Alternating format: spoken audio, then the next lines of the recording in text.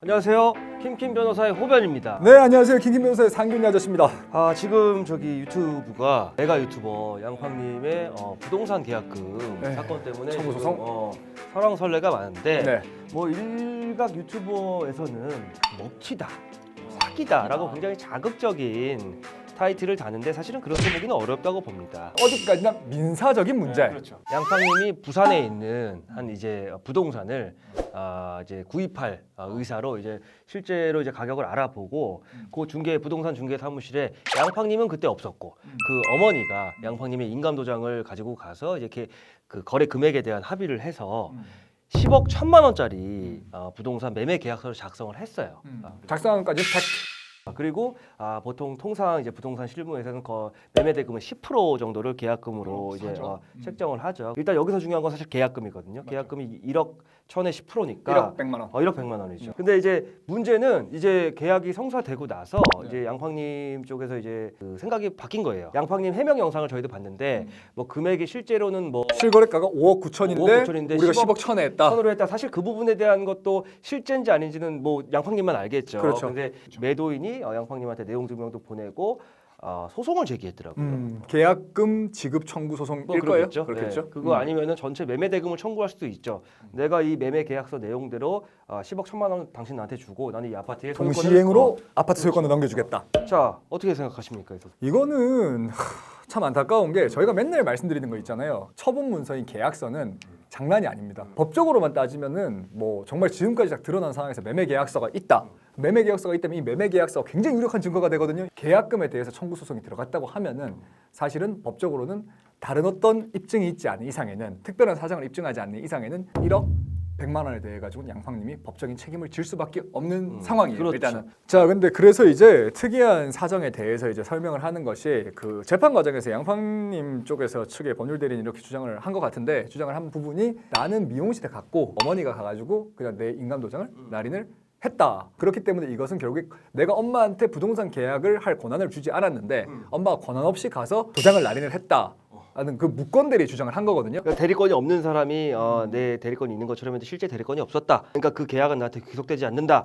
물론 그럴 수 있습니다. 다만 무건대리 주장하면 양팡님은 책임에서 자유로울 수는 있죠. 만약에 인정된다면. 하지만 무건대리인이 내 대리권이 없는데 대리권이 있는 것처럼 그 계약을 체결하면 그 무건대리인이 그 계약 내용대로 이행을 해야 돼요. 결국 양팡님의 어머님이 그대로 이행을 해야 되고 결국에는 그 1억 100만 원에 대한 민사 책임을 지게 되는 거죠. 그리고 또 하나는 이제 표현 대리라고 해서 그러니까 대리권이 있는 것처럼 보여지는 경우에 실제 대리권이 없었을지언정 외관으로 제3자가 거래 상대방이 보기에 대리권이 있는 것 같은 외관이 형성됐다. 이 경우는 가족이잖아요. 어머님이고 그리고 인감도장까지 가지고 있었죠. 그리고 실제로 부동산을 그 집을 봤을 거 아니에요. 거래 중개사무소 가서 그 얘기를 했고 당연히 가족이니까 가족이 살 집으로 이제 구매를 할 것이라고 얘기를 했을 거고 양팡님이 미장원에서 그걸 어머님이 무단으로 찍었으면 무건대리가 맞겠죠. 근데 아마 통화를 했을 가능성도 꽤 높죠. 그리고 그 제가 들은 바에 의하면 이제 이거는 제가 기자한 김 기자 채널에서 본 건데 실제로 그쪽 상대방 주장은 양팡님이 실제로 그 입증이 될지 안 될지 모르겠지만 실제로 부동산에 와가지고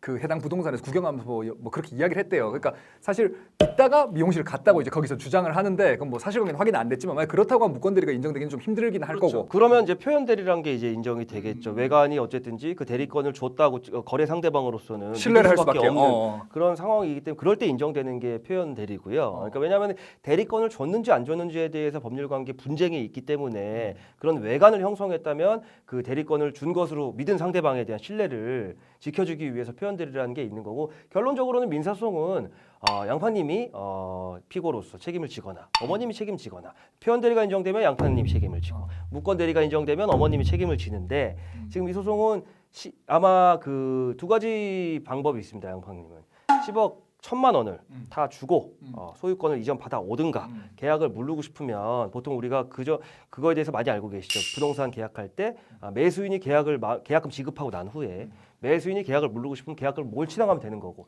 매도인이 내가 너무 싸게 판 거 같은 거야. 그래서 나 이 계약 물르고 싶어. 그러면 내가 먹은 계약금을 하나 더 얹어서 2배로 해서 돌려줘야 됩니다.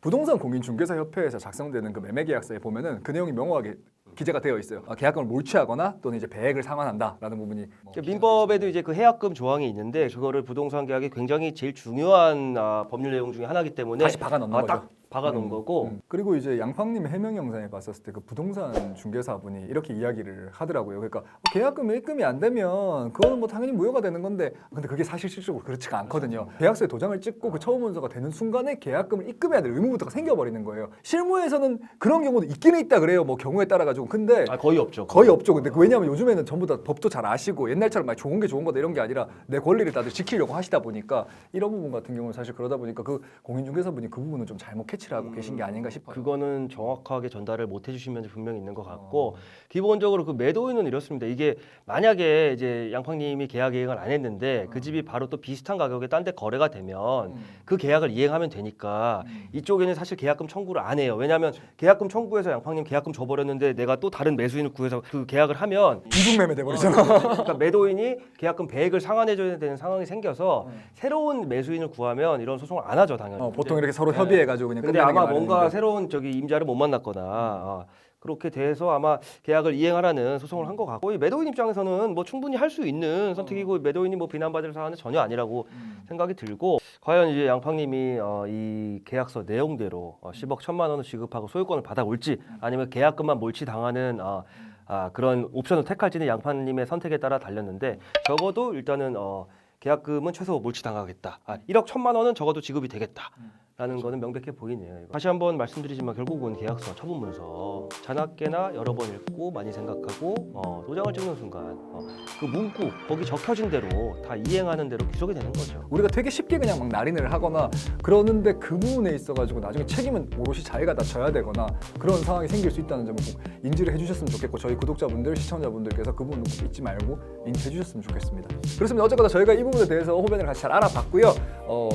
다시 한번 말씀드리지만 계약서는 언제나 조심해서 정말로 신중하게 몇 번 읽고 찍는 걸로 하자. 네, 그렇게 하도록 하겠습니다. 다음 시간에 다시 돌아오겠습니다. 감사합니다. 네, 감사합니다.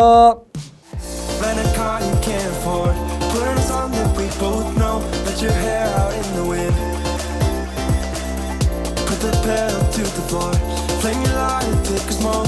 Put your broken rip off. Wayfarers on. Doesn't matter if the sun goes down. We'll still be up, still be up. Don't care about the place we